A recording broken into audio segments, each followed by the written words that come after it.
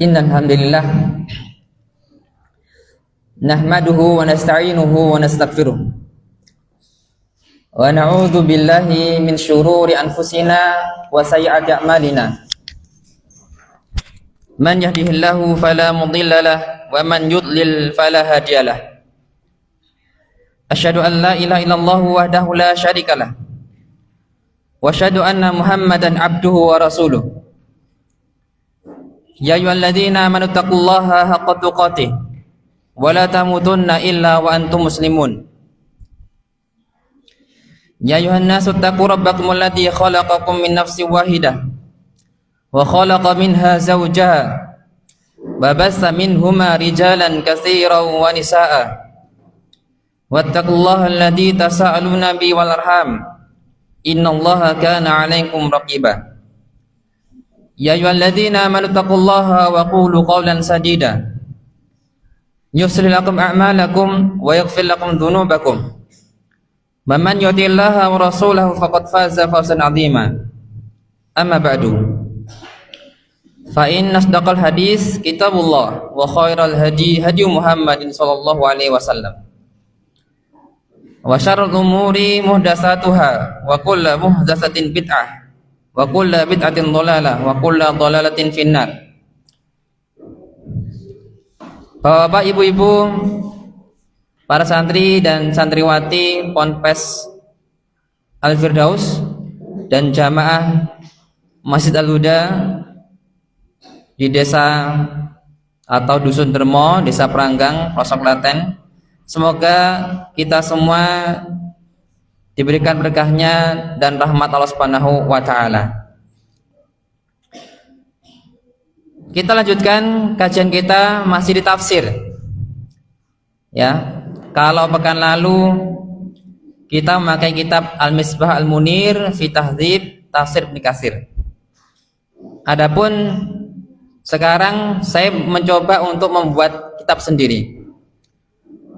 Membuat tafsir sendiri karena ada permintaan intinya ya, supaya jenengan semua juga bisa mencatat faidah, juga bisa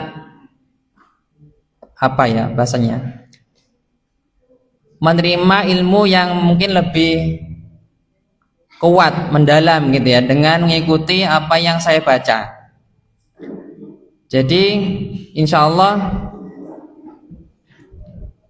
saya buatkan sebuah kitab tafsir sendiri, banyak mengambil faidah dari Mukhtasar Tafsir, ringkasan ya para ulama ahli tafsir.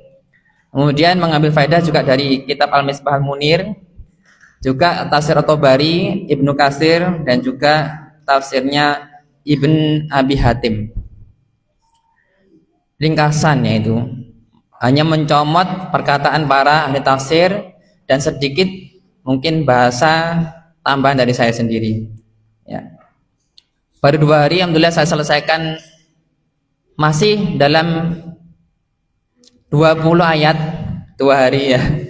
Semoga Allah SWT memberikan kelancaran, kemudahan pada saya untuk bisa menyelesaikan tafsir ini meskipun masih panjang jalannya ya, masih 20 ayat ya. Baik, para jamaah yang dirahmati Allah SWT,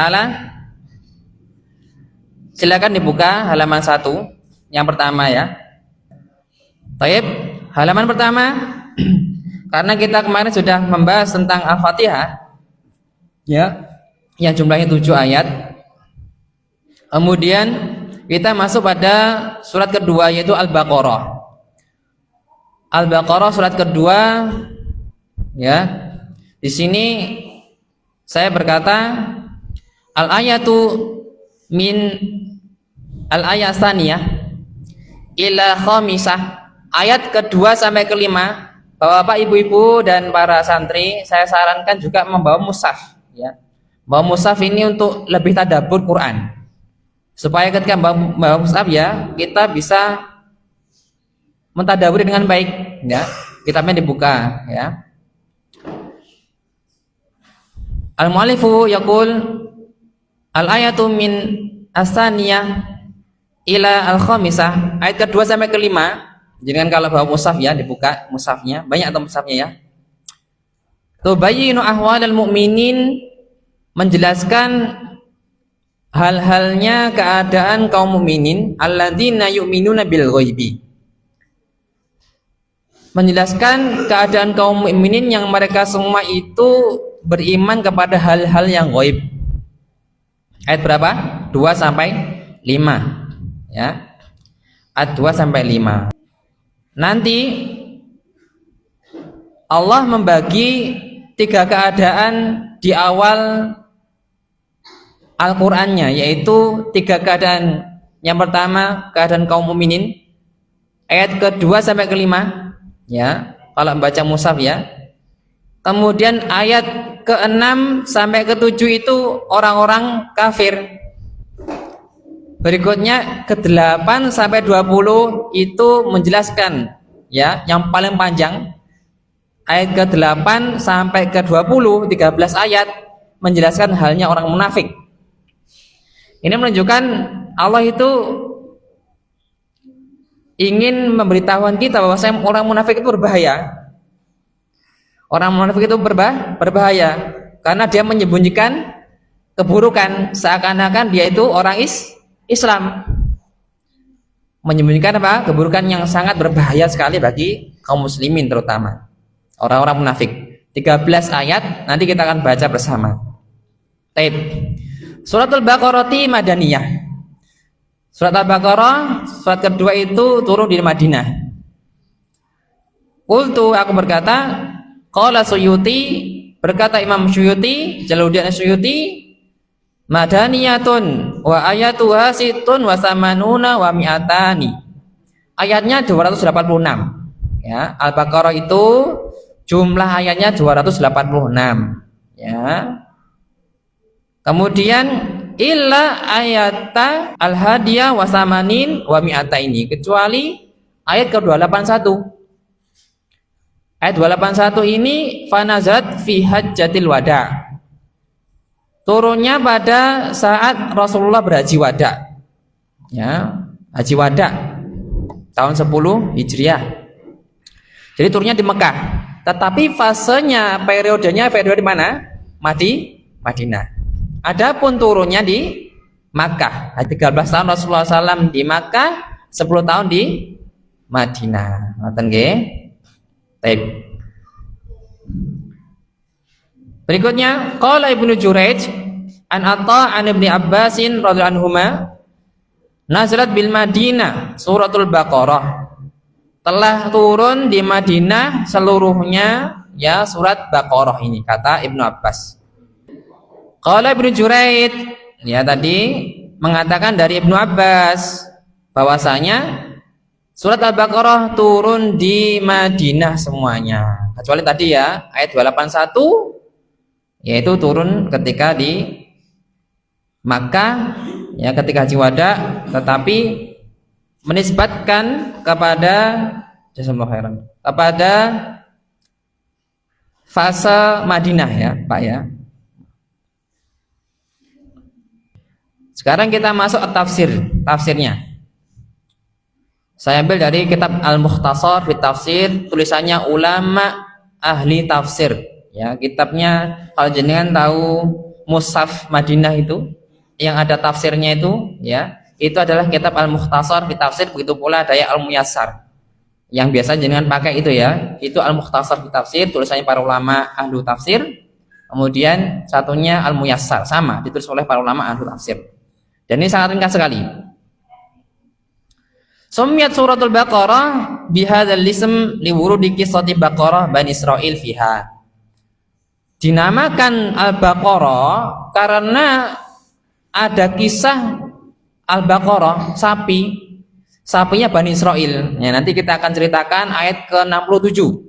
Ya, ayat 67 itu menceritakan tentang Allah itu menyuruh Bani Israil untuk menyembelih sapi. Yang sapinya itu Allah nggak menjelaskan awalnya, pengennya pokok sembelihan sapi untuk nanti Allah menyuruh orang-orang Bani Israil ini untuk memukulkan bagian pahanya, bagian tubuhnya terutama ya, itu ke tubuh orang yang meninggal supaya nanti tahu hidup lagi, ya kan, dengan dipukulkan sapi tadi, bagian dari sapi tadi, supaya hidup kemudian bisa mengatakan siapa yang membunuhnya. Intinya ini kejadian ketika ada yang meninggal, tidak ada yang tahu siapa pembunuhnya. Allah memerintahkan untuk menyembelih Baqarah, ya, yaitu sapi betina. Kemudian nanti bagian tubuhnya dipukulkan ke orang yang meninggal. Nah, itu perintah Allah Subhanahu wa taala nanti. Itu makanya jadi kisah, dan ulama ahli tafsir terutama, ya, memberikan nama Al-Baqarah. Al-Baqarah. Jadi nama Al-Baqarah itu bukan dari sahabat, bukan dari Rasulullah. Penamaan Al-Baqarah balik ulama ahli tafsir. Begitu pula yang lainnya, ya, penamaan surat yang lainnya. Wa fiha isyaratun ila wujubil musara'ati ila tatbiqi syar'illah. Di sini ada isyarat petunjuk kepada wajibnya untuk bersegera kepada ketaatan, kepada sesuatu yang Allah perintahkan, segera dilaksanakan. Wa isyaratun ila adamit talaqqu'i fihi kama hasalla min Yahud. Dan isyarat kepada janganlah ikut-ikut perbuatan orang Yahudi yang itu mengakhirkan perintah. Allah mengatakan sembelihlah sapi yang perempuan. Tapi mereka mengatakan pada Musa, yang ayat 67 ya, wa qala Musa liqaumihi innallaha ya'murukum an tadbahu baqarah. Musa mengatakan kepada kaumnya, ya, Allah menyuruh kalian untuk menyembelih baqarah, sapi. Qalu atattakhiduna huzwa, kata mereka. Wahai Musa, apakah kamu, ini Bani Israil yang ngomongnya, apakah kamu ingin menjadikan kami ejek-ejekan, olok-olokan? Ya. Qala a'udzubillahi an akuna minal jahilin, kata Musa. Ya Allah, ya, apakah aku akan menjadi orang-orang yang termasuk orang yang jahil? Ya, intinya gitu. Mereka mengatakan qalu du'u lana rabbaka yubayyin lana ma hi. Berkata mereka, Musa, tanyakan kepada Rabbmu Baqarah seperti apa, sapinya seperti apa. Padahal Allah cuma menyuruh apa? Sembelihlah Baqarah, sudah. Kalau kita taat perintah Allah SWT langsung sembelih saja, cari sapi perempuan sudah sembelih tanpa tanya-tanya lagi. Kalau Bani Israil tidak, semuanya tafsil. Ini makanya Rasulullah SAW menganjurkan iyyakum wa kasratis soal. Janganlah kalian itu banyak bertanya. Banyak bertanya yang membuat kalian berat sendiri, membuat sampean kalian itu berat sendiri. Maksudnya akan terjatuh kepada sesuatu yang membuat kalian itu kesulitan, ya, bahkan sampai derajat, ya, sangat-sangat kesulitan karena banyak soal. Akhirnya Allah kan tunjukkan, ya, kata Musa, qala innahu baqaratul la faridu wa la bikrun awanum baina dzalik. Sapinya itu tidaklah sapi yang janda, tidak tua lah bahasanya. Ya, bahasanya apa? Tua, ya. Sudah tua, atau tidak pula yang masih biker, perempuan apa? Perawannya apa? Ya perawannya apa bahasanya sapi, Pak? Masih roh maksudnya. Kini lah maksudnya. Belum pernah dikawinkan. Tapi diantaranya kata Musa, mereka tanya lagi yang kedua, bagaimana warnanya apa? Tanya lagi, ya kan? Warnanya kuning dan pekat, kata Musa. Tanya lagi. Sampai ketiga kalinya intinya Musa dan Allah SWT mengatakan intinya kalian itu kalau seperti ini memberatkan diri kalian sendiri. Ya, seperti itu. Akhirnya mereka hampir-hampir tidak menyembelih sapinya, ya. Tapi alhamdulillah akhirnya sembelihlah dan akhirnya dipukulkan ke tubuhnya orang meninggal tadi. Akhirnya hiduplah orang yang meninggal tadi, ngomong siapa yang membunuh dia. Ini kisah yang saya ringkas, ya. Insya Allah nanti kita akan bahas juga nanti ayat 67, masih panjang, ya. Masih panjang. Baik. Jadi penamaan Al-Baqarah diambil dari kisah, ya, Allah SWT menyuruh Bani Israil untuk menyembelih apa? sapi agar bisa menghidupkan orang yang mati. Taib min maqasidis surah. Jadi surat ini ada faidah tujuannya Allah menurunkannya, yaitu al-amru bi tahqiqil khilafah fil ardi bi iqamatil Islam, yaitu kita ya manusia ini ya itu diperintahkan Allah SWT untuk menegakkan khilafah. Maksudnya menegakkan khilafah itu apa? Kita sendiri minimal menjadi seorang khilafah yang memakmurkan bumi ya. Yang memakmurkan bumi kita. Janganlah sampai kita merusak bumi ya. Dengan apa kita bisa memakmurkan? Biqomatil Islam, yaitu dengan menegakkan agama Islam ya, syariatnya ya, kemudian juga adab akhlaknya ya. Intinya bumi itu kitalah yang memakmurkan. Walis Islam lillah, begitu pula untuk berserah diri Islam kepada Allah SWT. Tujuan dari surat ini turun. Wa tahdziru min hali Bani Israil, dan juga peringatan terhadap halnya keadaannya Bani Israil. Ya, Bani Israil ini ya memang sebenarnya adalah kaum yang mereka itu kalau mengikuti agama dari nabi-nabi mereka ya, dari Nabi Yakub. Israil itu siapa? Yakub alaihissalam, dan punya anak 12. Kita ada ceritakannya. Punya anak 12, itu namanya Bani Israil ya. Bani itu apa? Keturunan, anak keturunan Israil. Israil siapa? Yakub alaihissalam. Yakub nanti kakeknya Ishak.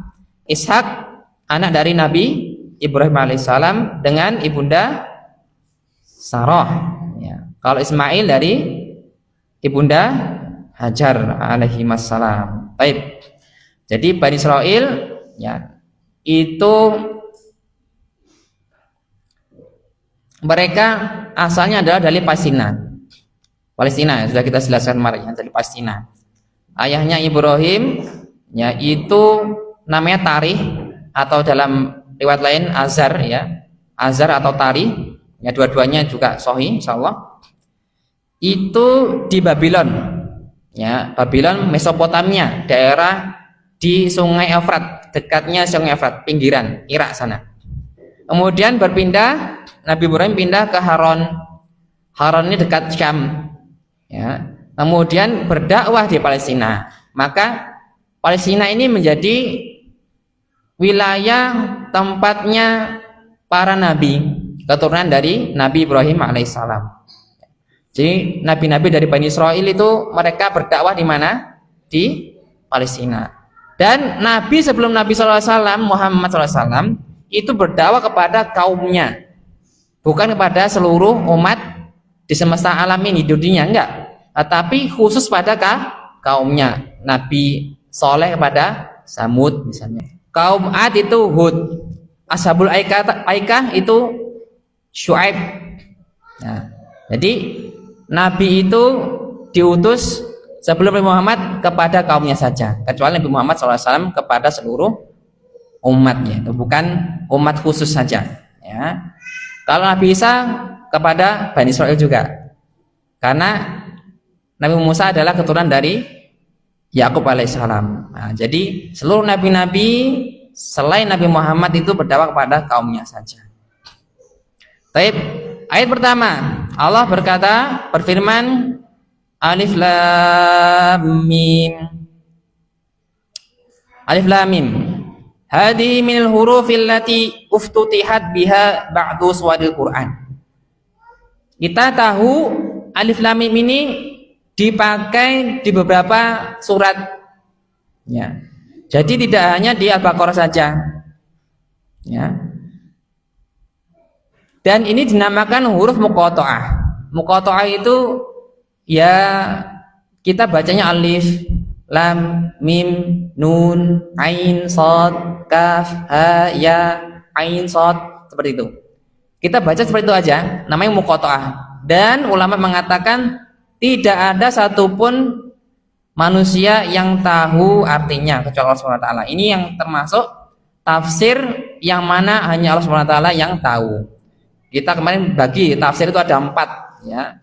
Tafsir yang pertama diketahui oleh orang Arab, kedua tidak boleh orang itu jahil, maksudnya pasti diketahui seluruh orang. Yang ketiga, tafsir yang diketahui para ulama tafsir. Ya, yang keempat ini tafsir yang Allah saja yang tahu. Ini tafsir alif lam mim, huruf muqatta'ah. Ya, huruf muqatta'ah. Baik. Dan huruf ini memang di awal-awal surat pasti, di awal surat, ya. Muqatta'ah ini di awal surat. Baik, wa hiya hurufun hijaiyatun la ma'na laha fi nafsiha idza ja'at mufradatan hakadha alif ba ta ila akhirih. Dan tidak punya makna huruf ini, ya. Tidak ada maknanya, tetapi ada hikmahnya. Ya. Dia walaha hikmatun wa maghza. Dia itu punya hikmah. Allah kenapa menurunkan Al-Qur'an seperti itu? Cuma alif lam mim, orang nggak tahu artinya. Haitsu la yujad fil Qur'ani ma la hikmata lahu. Yang mana di Quran itu pasti tidaklah turun kecuali pada hikmahnya, ada hikmahnya. Pasti Quran itu ada hikmahnya semuanya, tidak ada yang tidak ada hikmahnya. Baik satu huruf pun. Wa min ahami hikamiha, dan salah satu hikmahnya al-isyaratu ila tahaddi bil Qur'ani alladhi yatawakkanu min al-hurufi nafsiha allati ya'rifunaha wa yatakallamuna biha. Yaitu isyarat kepada Allah itu menantang dengan Quran, yang mana Quran itu tersusun dari huruf-huruf yang mana orang Arab itu tahu artinya dan juga tahu mereka berkata-kata bertakalum dengannya. Lidayati ghaliban ba'daha dzikrun lil Qur'anil Karim kama fi hadis surah. Oleh karena itu datang setelah huruf-huruf muqatta'ah ini yaitu penyebutan Al-Qur'an Al-Karim. Ya. Ini salah satu hikmahnya adalah Allah menantang ya seluruh orang ataupun seluruh makhluknya untuk mendatangkan yang semisal dengan Quran. Dan sampai sekarang tidak ada yang mampu. Bahkan satu ayat saja tidak ada yang mampu ya untuk mendatangkan semisal dengan Quran. Bahkan di sini ada ijaz. Ijaz itu apa? Ya, ijaz itu sesuatu yang melemahkan, dinamakan mukjizat. Mukjizat itu apa? Sesuatu yang membuat orang itu lemah. Intinya tidak bisa berbuat seperti itu. Misalnya Nabi SAW, ya mukjizatnya apa? Al-Quran. Mukjizatnya lagi pernah bisa membelah bulan. Ya, Isra Mi'raj itu mukjizat. Namanya mukjizat karena menyukjiz itu apa ya? Membuat orang itu nggak bisa melakukan semisalnya. Nabi Musa mukjizatnya membelah laut dengan tongkatnya misal. Nggak ada yang bisa. Nah, ini ijaz Nabi Muhammad ini khusus ya, spesial. Ijaz Nabi Muhammad itu dengan Al-Quran. Jadi tidak ada seorang pun di muka bumi ini yang bisa mendatangkan satu ayat pun sebenarnya dengan Quran.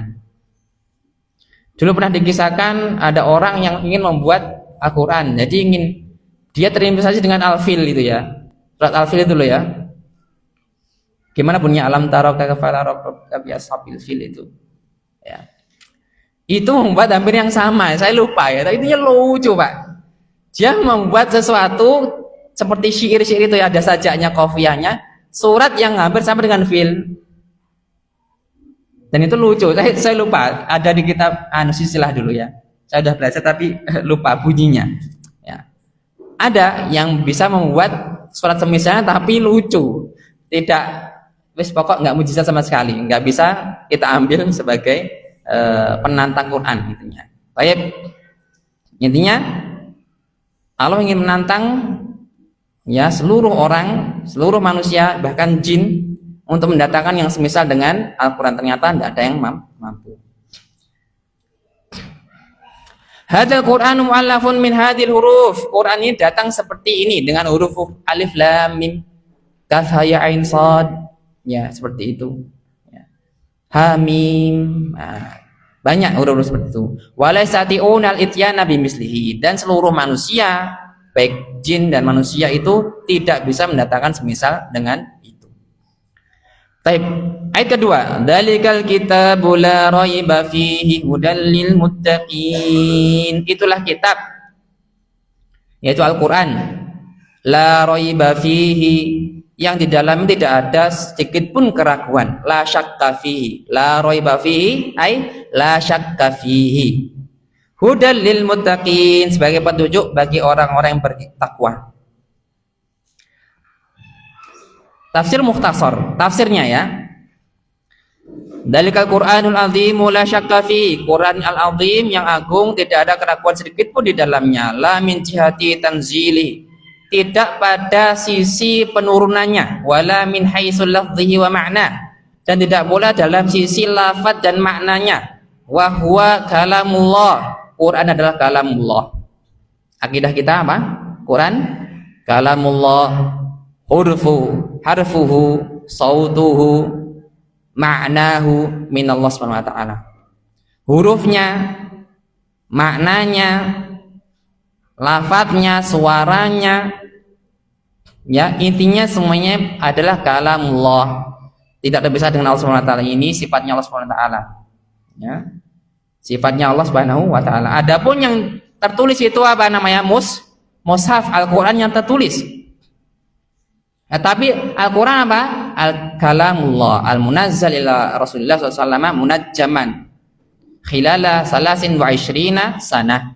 Munajjaman biwasatati Jibril alaihissalam, yang mana Quran itu turun pada Rasulullah SAW secara munajjaman, berangsur-angsur ya, selama 23 tahun dengan wasithah Jibril alaihissalam. Adapun Al-Quran sebenarnya Allah turunkan dari Lauhul Mahfuz. Ya, perkataan kalamullah ini Al-Quran ke langit dunia satu kali. Ya, satu kali ke langit dunia, kemudian dibawa oleh Jibril alaihissalam, dibawa oleh Jibril, yaitu malaikat membawa wahyu selama 23 tahun kepada Rasulullah SAW. Ya. Itu tafsir dari Al-Quran. Bahwa kalamullah yahdil muttaqina ila tariqil musil ilaih, yaitu kalamullah yang menunjukkan, memberi hidayah kepada orang-orang muttaqin kepada jalan yang bisa menyampaikan kepada Allah Subhanahu wa taala, jalan surga, jalan Islam, jalan hidayah. Baik, qultu, penulis berkata, qala Ibnu Jarir At-Tabari, Imam Abu Ja'far At-Tabari mengatakan, Hudistu, saya telah hudistu itu bukan haddasana ya, tapi hudistu itu yaitu dia tidak langsung mendengar atau dia tidak langsung diajak ngomong sama ditahdis oleh syekhnya ya, tidak langsung ditahdis, maksudnya tidak langsung dia tahammulnya hadis itu ya, dia tidak langsung. Tapi ada yang mengatakannya hudistu ya. An Ammar bin Hasan, dari Ammar bin Hasan qol hadatsana Abdullah bin Abi Ja'far an Nabi an Rabi' bin Anas qaluhu la raiba fi, perkataan Allah Subhanahu wa taala la raiba fi, yaqulu la syakka fi, artinya la syakka fihi, tidak ada keraguan sedikit pun di dalamnya. Nah, akhrajahu Ibnu Abi Hatim fi tafsirih. Baik, waqala Ibnu Abi Hatim la a'lamu fi hadha harfi ikhtilafan bainal mufassirin. Dan ini ya, perkataan ahli tafsir ini la raiba fihi itu artinya la syakka fihi, tidak ada keraguan sedikit dalam itu, tidak ada khilaf di antara para ahli tafsir. Baik. Berikutnya di bawahnya ta'wilu qauli jalla sana'uh huda. Makna al-huda, hidayah. Al-hidayah itu hidayatan. Hidayah itu ada dua. Qala Syekh Ibnu Bas, berkata Syekh Ibnu Bas, al-farqu baina hidayati taufiqi wa hidayatil balagh. Perbedaan antara hidayah taufik dan hidayah balagh, penyampaian. Taufik dan penyampaian. Taufik itu ilham ya, dan balak itu penyampaian.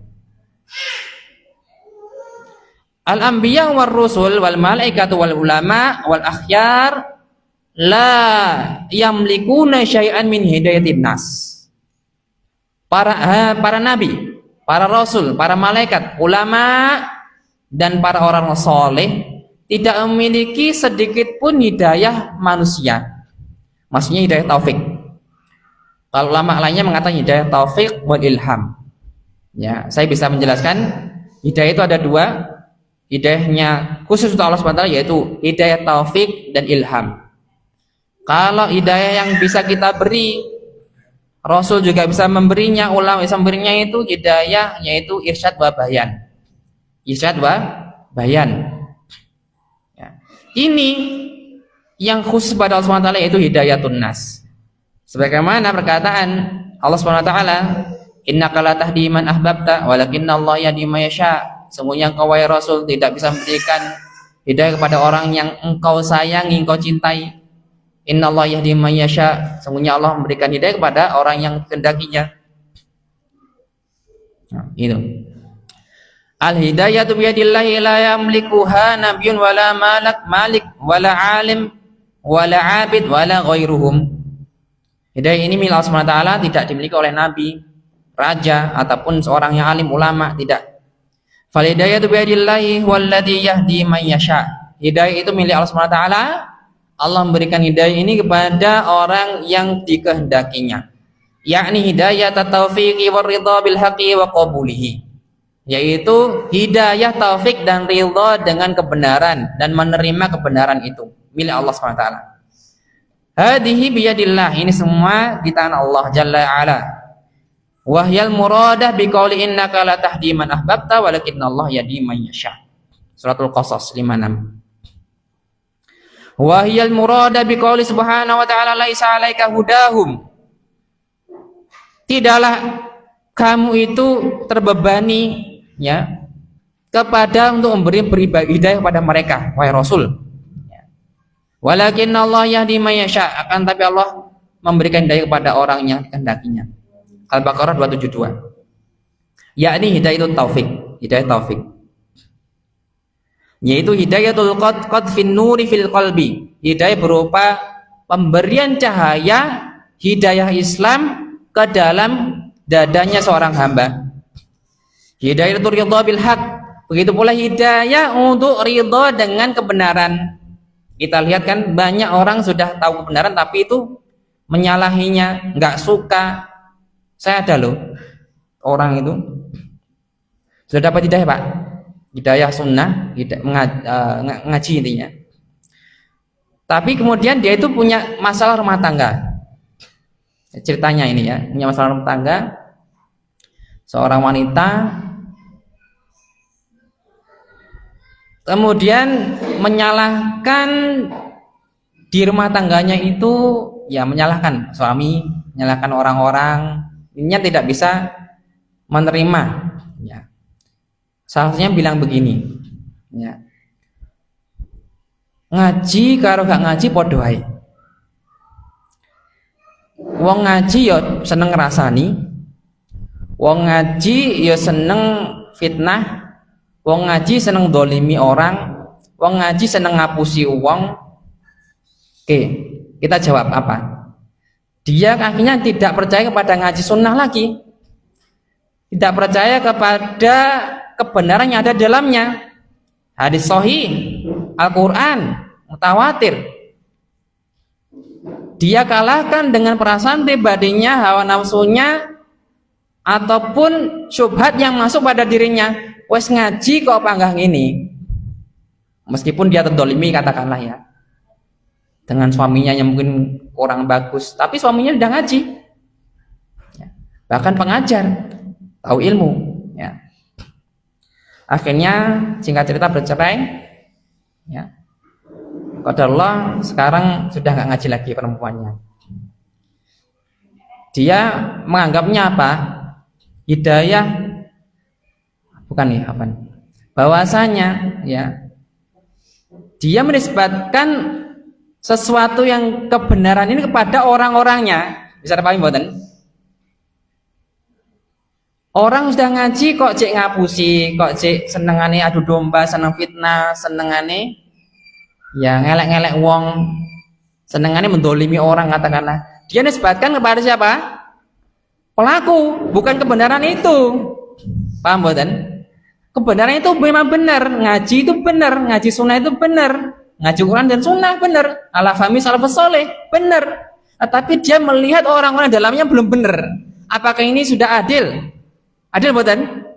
Adil bukan? Menisbatkan sesuatu itu akhirnya dia menolak kebenaran yang ada dalam sunnah kepada orang-orang yang masih seperti itu, yang akhlaknya mungkin kurang baik, kurang ramah. Ya memang kita dapati ikhwan-ikhwan teman-teman memang seperti itu. Ya kita memang tidak menyalahkan ajarannya, tetapi orangnya yang harus kita salahkan, ya kan? Ajarannya benar. Dan kita juga harus tahu semuanya itu ya pasti punya kekurangan, pasti punya, intinya kita nggak suka lah pada semua orang. Pasti ada yang kita nggak suka satu dua orang, itu wajar. Tapi jangan nisbatkan sesuatu itu kepada ajarannya. Orang ngaji kok seperti ini, orang ngaji kok seperti ini, enggak, jangan seperti itu. Yang benar adalah ini di dalamnya ini ajarannya apa, yang diajarkan apa, yang dingajikan apa, kan gitu. Bener, akhirnya tidak mau ngaji sunnah lagi karena apa? Lihat orang-orangnya ini. Ya, maka salah satu dakwah itu Pak, Bu, ya santri semua, terapkan adab dulu. Adabnya harus baik kepada orang lain. Itu ya. Adab yang baik itu penting sekali. Karena orang itu melihat kita dari adabnya, akhlak kita. Orang Kristen, orang Buddha, Hindu tidak melihat kita itu diajari opo gitu.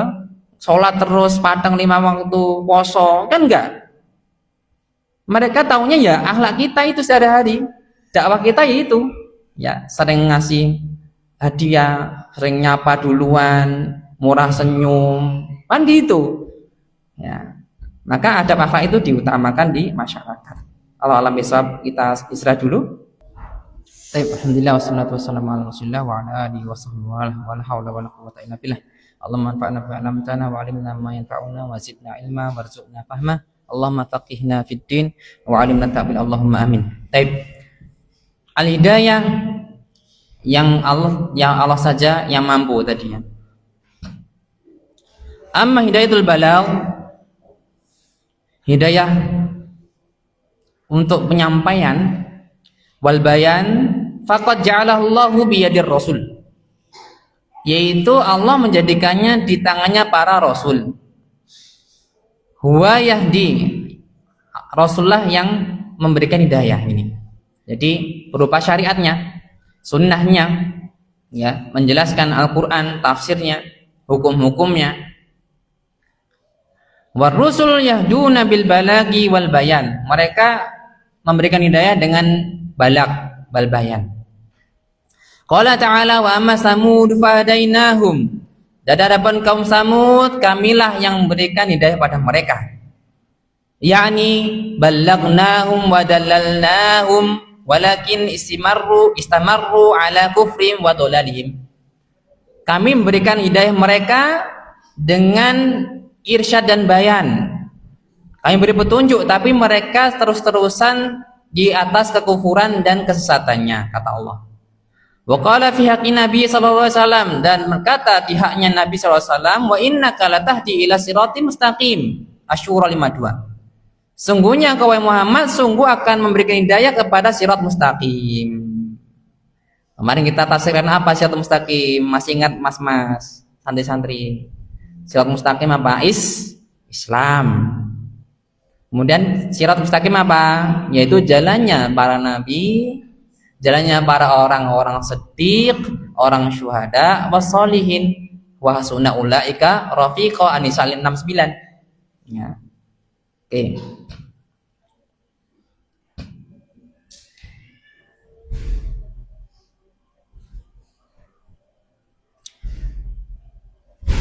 Yani hidayatul balaghi wal bayan biyadir rasuli wa biyadi atba'ihi wa biyadir rusuli jami'an. Hidayah, irsyad dan bayan ini jadikan kita bisa memberikan petunjuk mana yang haram, mana yang halal, mana syirik, mana kufur, mana bid'ah, mana sunnah.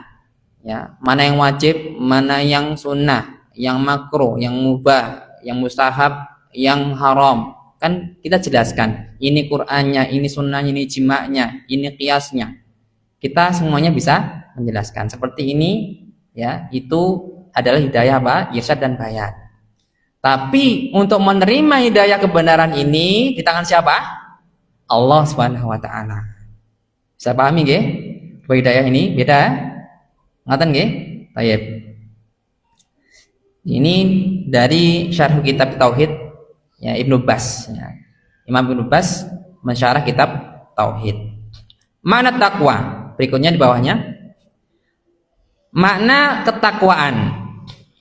Waslu takwa asli dari takwa itu at-tawaqqi mimma yukrah, yaitu menjaga diri dari apa yang dibenci.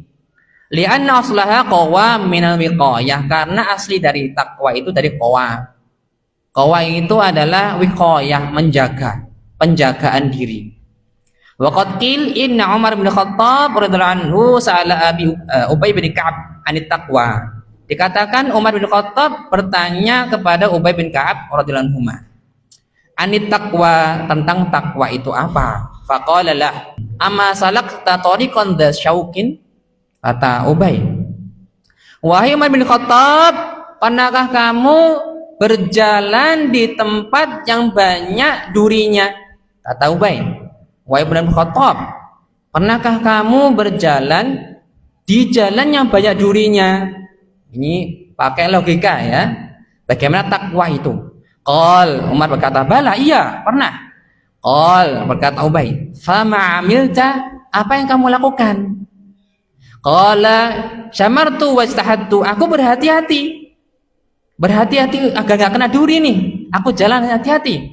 Qala fadzalika taqwa. Itulah takwa, menjaga diri agar tidak terkena duri. Berarti menjaga diri agar tidak terkena duri. Maksudnya apa kalau dalam Islam logikanya?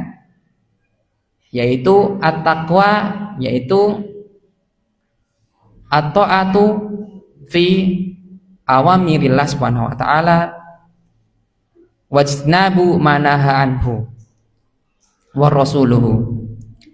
Baik. Takwa itu apa? Yaitu mengikuti, melaksanakan perintah Allah subhanahu wa ta'ala dan menjauhi larangan-larangan Allah dan Rasulnya.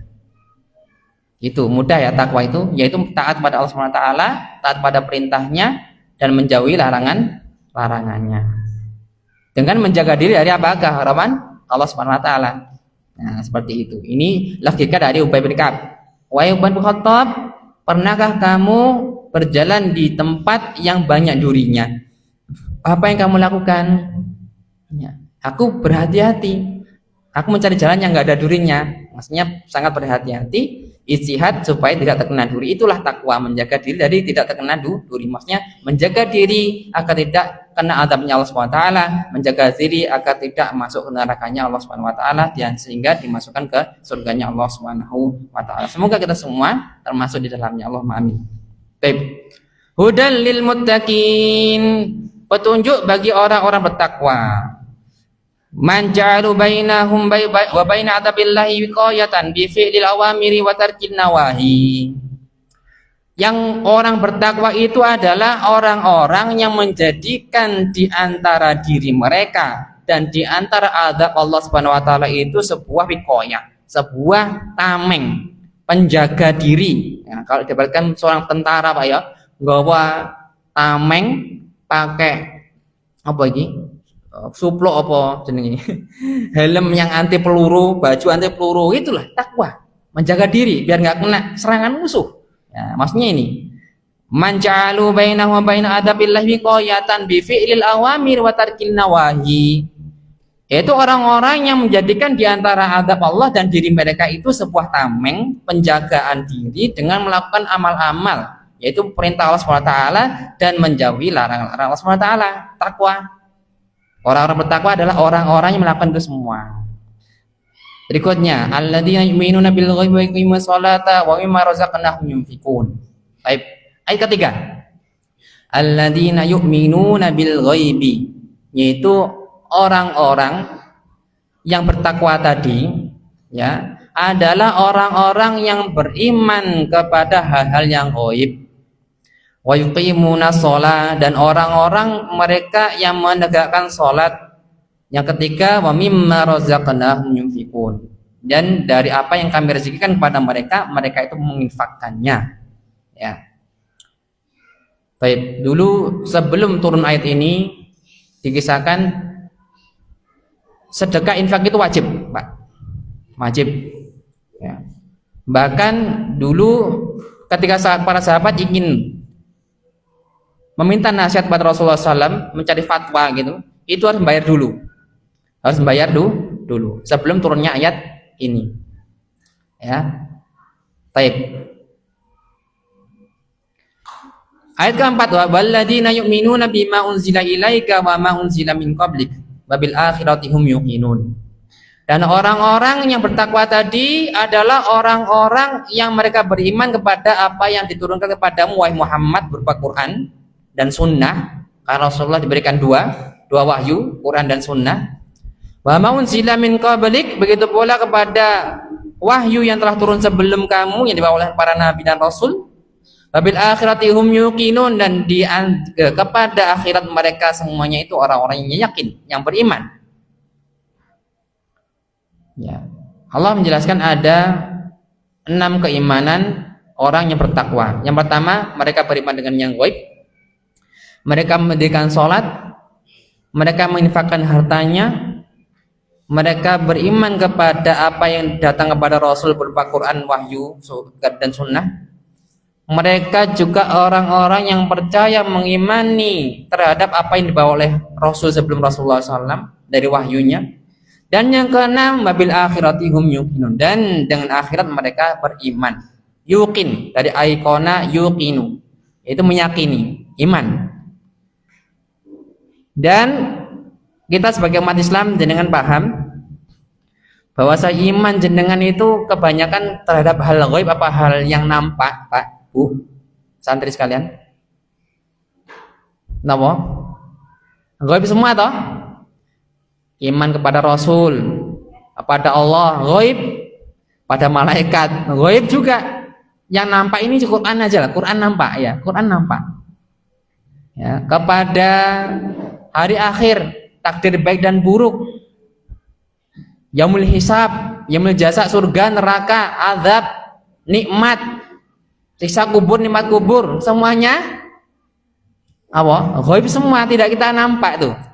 Kita nggak nampak, nggak lihat. Tetapi itulah ujian dari orang beriman, orang bertakwa diuji situ. Bagaimana seorang Rasulullah SAW 14 abad yang lalu mengabarkan sesuatu ya, yang antum semua ini beriman. Surga nanti ada, neraka ada, adab itu ada, ya, yaumul qiyamah ada, padang mahsyar ada timbangan, ya, masya Allah. Nah itu Rasulullah SAW dapat semua apa? Dapat semua pahala kita. Jadi kita itu beriman kepada hal yang ghaib. Ini tujuan dari ayat ini. Tafsirnya jam berapa sekarang, Pak? Sedikit lagi ya. Alladzina yu'minuna bil ghaibi, orang-orang yang beriman pada yang ghaib itu, wa huwa kullu ma la yudraku bil hawas wa ghaba anna. Hal yang gaib itu semua hal yang tidak bisa kita lihat, nggak nampak, nggak kita rasa. Mimma akhbarallahu anhu au akhbara anhu rasuluhu, dari apa-apa yang Allah kabarkan, begitu pula Rasulnya sudah kabarkan pada kita. Kal yaumil akhiri, sebagaimana hari akhir, kiamat, hari hisab. Wa humul ladzina yuqimuna shalah, mereka adalah orang-orang yang mendirikan sholat biadaiha wa wifqa ma syara'allahu min syurutiha, sesuai dengan apa yang Allah syariatkan dengan surut-surutnya, yaitu syarat-syaratnya, warkaniha dan rukun-rukunnya, wa wajibatiha dan juga wajib-wajibannya, wa sunaniha dan sunah-sunahnya. Wa humul ladzina yunfiquna mimma razaqahumullah, dan mereka adalah orang-orang yang menginfakkan hartanya dari apa yang Allah rezekikan pada mereka. bi ikhrajil wajibi kazakati, dengan mengeluarkan yang wajib seperti zakat, au ghairil wajibi kasadaqati tatawwu, atau yang nawafil, yang sunnah seperti sedekah, infak, roja asawabillah, mengharapkan sawab, mengharapkan apa? Pahala. Wa humul ladzina yu'minuna bil wahyi alladzi anzalallahu 'alaika ayyuhan nabi, dan mereka adalah orang-orang yang beriman pada wahyu yang dibawa olehmu wahai nabi, walladzi unzila 'ala sairil anbiya'i 'alaihi missalam min qablika duna tafriqin, dan mereka juga orang-orang yang beriman kepada apa yang diturunkan kepada para nabi berupa wahyu, ya, seluruhnya yang datang sebelummu wahai Muhammad, tanpa membeda-bedakannya. La nufarriqu baina ahadim, yang kita bilang apa? Tidak kita membeda-bedakan di antara para rasul, ya, dan apa yang mereka bawa. Wa humul ladzina yu'minuna imanan jaziman bil akhirati wa ma fiha minas sawabil awal. Mereka adalah orang-orang yang beriman kepada hari akhir, imanan jaziman, iman yang sangat tegas kuat, wa ma fiha minas sawab wal iqab, dan apa-apa yang di dalamnya dari hari akhir berupa pahala dan berupa siksaan.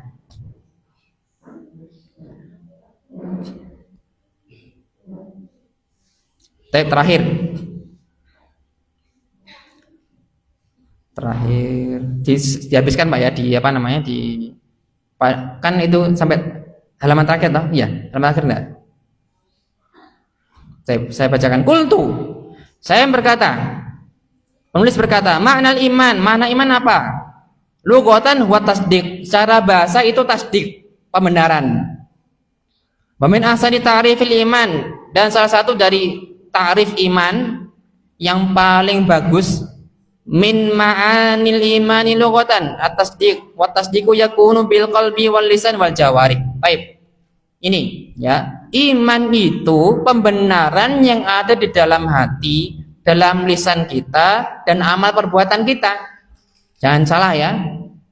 Iman itu apa? Ya, pembenaran yang ada dalam hati seseorang, di dalam lisannya berupa pengucapan, dan juga wal jawari, amal-amal perbuatan dia, amal anggota badan. Kalau sudah beriman, dia mengucapkan dengan lisannya iman itu berupa perbuatan syahadah, zikir, ya, bacaan-bacaan sholat, talbiyah, ya, niat dan lain-lain. Begitu pula dia harus mengamalkan juga iman itu. Ya, tidak hanya cukup pembenaran dengan hati saja.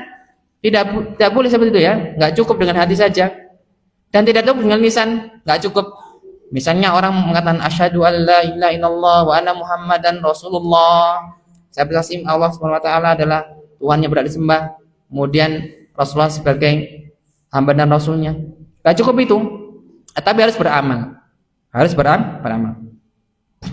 Wal imanu syar'iyyu tasdiqun makhsusun. Iman secara syariat itu adalah pembenaran yang maksus, yang khusus. Wa huwa ma yusammi salafu biqaulil qalbi, yang mana para salaf menegaskan iman itu adalah perkataan dengan hati. Wa tasdiqu la yanfa'u wahdah, dan pembenaran tidak cukup dengan hati saja. Bal la budda ma'hum minal itqani minal inqiyadi wal istislam, dan itu harus berupa dengan penyerahan diri pada Allah Subhanahu wa taala, istislam dan inqiyad dan patuh. Wa huwa ma yusamma bi amalil qalbi, yang dinamakan amal qalb, amal batin. Dan amal batin ini Pak, kalau boleh saya jelaskan, itu yang paling berat dilakukan oleh hamba. Bukan amal secara lahiriah, badaniyah, tidak. Tetapi amal hati inilah yang paling berat. Memaafkan itu berat apa berat? Berat. Hati apa perlakuan hati. Sabar itu berat apa berat? Berat. Menerima takdir Allah Subhanahu wa taala yang enggak enak itu berat apa berat? Berat semua. Ya. Mau mendengarkan itu berat enggak? Berat. Ya, maksudnya itu ya. Jadi, ya, amalan hati itulah yang paling berat, Pak. Yang kapan-kapan saya kisahkan hadis tentang, meskipun hadisnya dhaif, ada seorang sahabat yang masuk surga, dia hanya berbekal amalan hati. Itu setiap sebelum tidur, hadisnya dhaif ya tapi ya. Sebelum tidur dia itu selalu memaafkan orang-orang yang berbuat jahat padanya, orang-orang yang berbuat salah padanya. Insya Allah itu ya. Jadi amalan hati dia bagus, guys, memasukkan ke surganya. Wal zamu min dzalika qaulul lisan, dan melazimkan dari amal qalbi tadi yaitu qaul bil lisan, perkataan dan lisan. Iman dengan hati, perkataan dan lisan. Wa amalul jawari, dan juga amal dari anggota badan. Jadi pembenaran tadi kalau imannya benar Pak, lisannya juga beriman, maka akan membuahkan amal apa? Perbuatan. Oke, seperti itu. Hatinya sudah beriman nih, lisannya sudah mengucapkan iman, ya, sudah sering sering beribadah dengan lisan dan hati, maka begitu pula dia harus juga mengamalkannya dengan iman dengan jawari. Wa hadil ajza'u mutatarabitah atau mutarabitah laginan liwahidatin minha an ukhra, dan ini saling berserikat, tidak berpisah. Maksudnya iman tadi ya, iman itu dengan hati, dengan lisan, dan dengan amal jawari. Tapi yang terakhir, wal imanu yazidu bi taati wa yanqusu bil ma'siyati. Ini yang penting juga Bapak Ibu-ibu. Iman itu bertambah dengan ketaatan dan dia berkurang dengan maksiat. Jangan sampai salah ya. Iman itu bisa bertambah dan bisa berkurang. Jenengan di sini merasakan kalau imannya lagi top-topnya, lagi puncak-puncaknya, jenengan sangat sregep sekali ngaji, sregep sekali ngasih uang istrinya, katakanlah nafkah istrinya, sregep sekali untuk ke masjid, deres Quran, sregep sekali, imannya lagi tinggi pol-polnya. Tapi kalau maksiat sedikit aja, coba malas nih masjid, malas ngaji. Bener gak? Bener itu ya. Maka imannya, misal perkataan orang bersyiah, iman itu nggak bertambah, nggak berkurang, mau cukup dengan mengiman dengan hati, karena nggak perlu amal kata mereka ya. Salah ya, iman itu harus ada amalnya. Al imanu yazidu wa yanqusu, wa yazidu bi taati wa yanqusu bil maksiyati. Qala Abu Amr Ad-Dani, berkata Imam Abu Amr Ad-Dani, wa min qaulihim aidan, dan dari perkataan mereka juga para salaf, innal imana yazidu bi taati, iman itu bertambah dengan ketaatan. Yang bilang Abu Amr Ad-Dani, ulama abad kelima ya, bertambah dengan ketaatan, wa yanqusu bil maksiyati, berkurang dengan maksiat, wa yaqwa bil ilmi, tambah lagi dia tambah kuat itu dengan ilmu. Napa? Tambah kuat dengan ilmu. Lah wong ora tau ngaji, ora tau belajar, gak tau maca Quran, gak tau maca hadis, gak tau rungokne murotal, panggawane ning warung misal awar wong tok kerja, tok mangan turu kerja, mangan turu kerja. Imane kira-kira sae napa sae? Napa elek? Mesti elek, mesti kirang. Ya. Abu Amr Ad-Dani mengatakan yazidu bi taati wa yanqusu bil maksiyati wa yaqwa bil ilmi, dia menguatnya iman itu dengan ilmu. Maka jangan berhenti untuk menuntut ilmu sampai nanti meninggal. Ya. Ilmu itu penting, memberikan kekuatan kepada iman. Wa yat'ufu bil jahli, dia melemahnya kalau itu bodoh. Kalau orang itu bodoh pasti ya lemah. Mau bodoh kok, nggak punya ilmu kok, banyak syubhatnya ya. Rasulullah berkata, bersabda, innal halala bayyin wal harama bayyin wa bainahuma umur mustabihat la ya'lamu katsirun minan nasi wa man yattaqa syubhati faqad istabra'al dinihi wa irdihi. Perkara agama yang haram itu jelas, yang halal itu jelas, dan di antara keduanya ada syubhat ya. Siapa yang menjaga diri dari syubhat, maka dia telah menyelamatkan agama dan kehormatannya. Lah kalau orang jahil Pak, kira-kira banyak syubhatnya apa banyak ilmunya? Syubhatnya banyak. Makanya tadi saya bilang tadi ya, seorang yang sudah dapat hidayah sunnah, ngaji sunnah, tapi terkena provokatif dari keluarganya, dari orang-orang sekitarnya, kemudian menyalahkan orang-orang dalam sunnah ini belajar ini disalahkan. Wong ngaji sunnah kok senengane ngapusi, senengane fitnah, senengane dolim, senengane ini itu ngapus. Elek etok, tapi tidak melihat apa yang diajarkan. Memang itu namanya oknum. Ya banyak, paham ya? Oknum, jangan salahkan ajarannya. Itu namanya syubhat, terkena seperti itu. Karena apa? Jahil dengan ilmu. Maka imannya lemah. Karena sudah lemah, maka dia terkena syubhat dan terombang-ambing.